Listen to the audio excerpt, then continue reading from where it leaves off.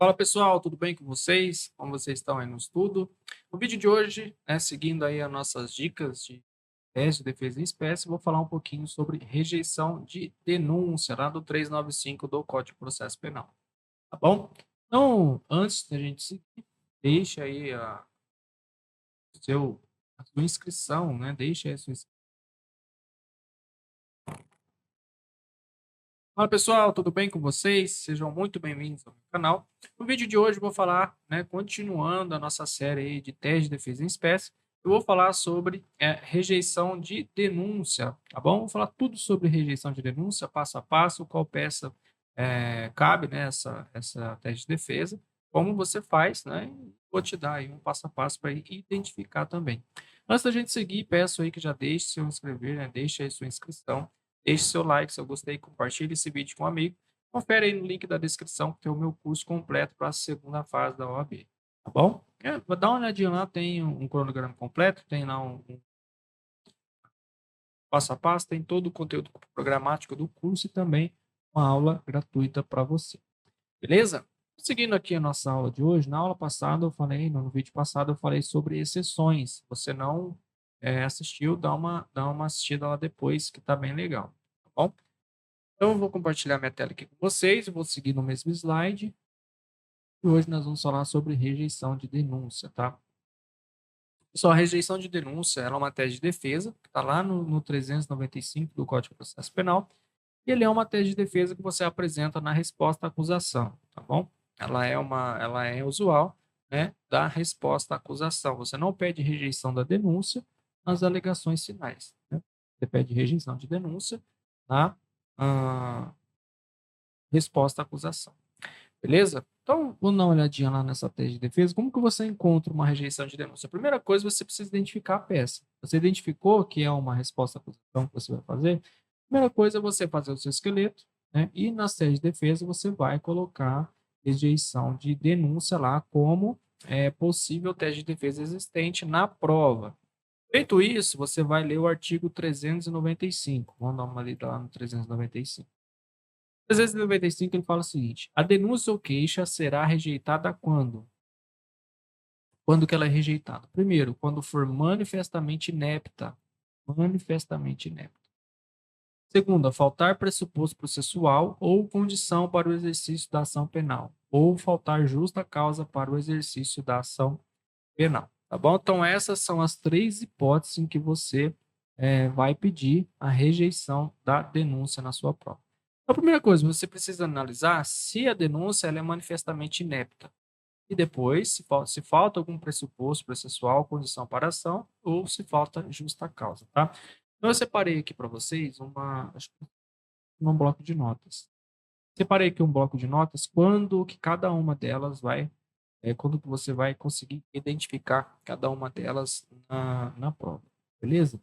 Então, quando a gente fala no inciso 1, quando falta manifestamente, né, quando a acusatória, a peça acusatória, ela é manifestamente inepta. Primeira coisa, o artigo 41 do Código de Processo Penal, ela descreve como que deve ser a denúncia. Então, se faltar na denúncia qualquer coisa que tiver escrita lá no 41, você já pode pedir uma rejeição da denúncia pelo inciso 1, tá? Então, vamos lá. Primeira coisa, faltar identificação, qualificação do acusado. Então, se no enunciado, né, o examinador trazer para você que o MP não soube, não tem condições de identificar ou qualificar o acusado, então é uma peça inepta, tá bom? Faltar descrição do fato tido como criminoso, ou seja, não tem descrição do fato, né? Só tem o sujeito e o crime. Ó, cometeu, só o sujeito aí cometeu um furto do artigo 155, né? Então não pode, tem que ter a descrição do fato criminoso, data, hora, tem que ser detalhado, tá? O que ele furtou, quanto custou, da onde, como foi, tudo tem que estar detalhado. Não imputar o artigo ao fato, tipicidade ou apresentar errado, tá? Isso aqui é um pouco polêmico, porque na prática, isso geralmente o juiz ele deixa aditar a denúncia, tá? Para a OAB, isso daqui é causa de inépcia incontestável, tá? Na prática é diferente, é igual nas exceções. Nas exceções, eu falo para você que é uma tese de defesa exclusiva da resposta à acusação. No entanto, na prática, isso é relevado um pouco, tá? Então, dá para você, por exemplo, depois de ter apresentado a resposta à acusação, você pode atravessar uma petição de suspeição lá, por exemplo, do juiz. Exceções, né? Aí você pode alegar qualquer coisa das exceções. Só que, inclusive, até nas alegações finais, né? Na prática, porque você fez as alegações finais, mas nas alegações finais, antes do juiz analisar, você pediu uma instauração, né, de oposição de exceção. Você pode fazer isso na prática. Só que para a OAB, não. Porque para a OAB, ele quer uma peça específica de você. Então já aconteceu as coisas. Então o examinador ele tem que elaborar um enunciado e as coisas já rolaram, que já aconteceram. Então, teoricamente, já aconteceu defesa. Então, por exemplo, se o examinador ele vai dar umas alegações finais para você, mas caberia exceções aqui, beleza. Mas você vai pedir instauração? Você não vai pedir. Você vai pedir. Porque, assim, usualmente, isso tem que ser pedido na defesa, lá na resposta à acusação. Quando você vai ter umas alegações finais, o examinador ele já toma como se você estivesse advogando para ele desde o início. Então, você já está acompanhando o processo desde o início e você está numa fase de apresentação de alegações finais. Agora, se ele te der caso de suspeição, se ele te der, aí você vai pedir nulidade, vai pedir uma instauração de exceção, uma oposição de exceção. Já foi, ali o juiz já vai decidir alguma coisa, tá? Você pede só um reconhecimento, só pede só a nulidade, só. Nulidade que os autos sejam remetidos para o juiz competente ou que ele se declara suspeito, entendeu? Então, no caso da OAB, é isso. Agora, no caso, vai caber exceção, pedido de exceção, até recurso. Mas, né, a grande maioria da jurisprudência não tem reconhecido. Então você precisa ficar atento com OAB. OAB é OAB. Então, por mais que seja polêmico isso aqui, por mais que o juiz geralmente não toma isso como inépcia, para a OAB você vai tomar, tá bom? Então, essas são as três hipóteses de manifestamente inépcia, né? Quando é a inépcia da peça acusatória. Beleza, tio? Então, qual que é o segundo? Faltar pressuposto. Né? Quem consegue ler os. Top. Então, ó, inciso 2, ó, faltar pressuposto ou condição para o exercício da ação penal, né?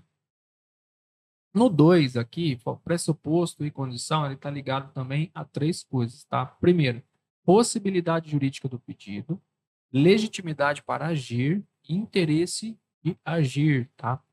Então, qual que é a possibilidade jurídica do pedido? Tem que ser um pedido possível e legal.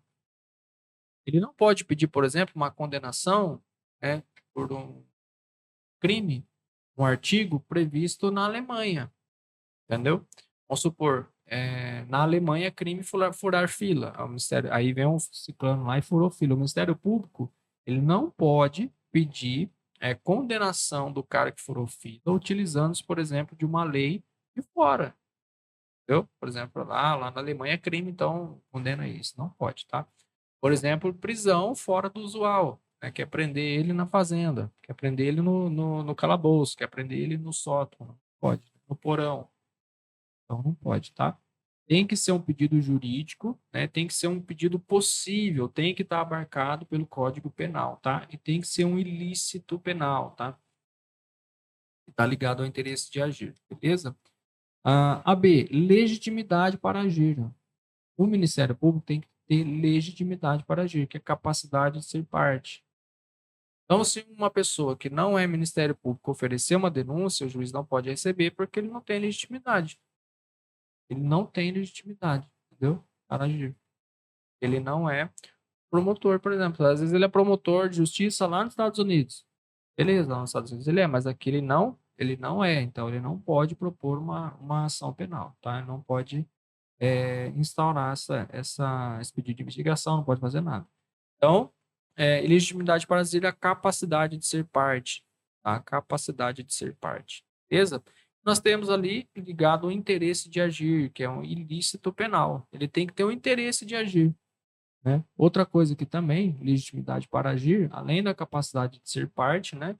Ele também tem que, o Ministério Público ele também tem que, isso está ligado aos dois aqui, ele tem que estar dentro da condição da ação. Por exemplo, se for uma ação pública incondicionada, uma ação pública incondicionada, ele tem legitimidade, certo? O Ministério Público não precisa de ninguém. Agora, se for uma ação pública condicionada à representação do ofendido, tem que ter uma representação. Se o enunciado narrar para você que o ofendido não quis dar prosseguimento, então, na verdade, você vai pedir ali uma rejeição da denúncia pelo inciso 2, tá bom? Isso também é com a queixa, beleza? O interesse de agir tem que ser um ilícito penal. Às vezes ele não pode narrar lá um negócio que não é penal. Por exemplo, um ilícito civil. Pode. Não pode. Ele não pode eh, ir lá e abrir uma ação penal por um ilícito civil. Tá? Então tem que ser um ilícito penal. Tá? E o 3 aqui, né, que está ligado a faltar justa causa para o exercício da ação penal, a justa causa para o exercício da ação penal está ligada à falta de provas. Então, se o Ministério Público, se o examinador trazer ele para você, no enunciado, em que o MP não apresentou nenhuma prova, né, fala assim, mesmo não existindo prova, ou só de ouvir falar, né, então falta justa causa para o exercício da ação penal e você pede, então, a rejeição da denúncia. Beleza? Então, essas são as causas de rejeição de denúncia, né? Falta manifesta, manifestamente inepta, faltar pressuposto da condição para o exercício penal e faltar justa causa para o exercício da ação penal, né, gente? Então, essas são as causas aí de rejeição, né, de denúncia, né? Se você viu ali as aulas, né? Se você tem seguido as aulas, eu fiz uma aula de resposta à acusação. Na resposta à acusação lá tem essa tá? Então, tinha é legal, né? E com essa aula aqui você tem condições de aplicar no dia a dia. Beleza, gente? Então essa foi a nossa aula de hoje. Espero que você tenha gostado. Espero que essas aulas tenham te ajudado de alguma forma. Tenha aproveitado dessa. Quero muito ajudar você, mas se você quiser você ter uma ajuda maior, tem aí então o meu curso da segunda fase. É curso completo, tem até cronograma de estudo, tá? Dá uma olhadinha. É, tem também ali conteúdo programático e também tem uma aula gratuita para você. Tá bom? Para você dar uma olhadinha lá. Espero que você tenha gostado desse vídeo. Não esqueça, se inscreva no canal, deixe seu gostei, compartilhe esse vídeo com um amigo e acompanhe os próximos vídeos aí, deixe um comentário. Tá bom? É isso, um grande abraço, bom estudo, até mais.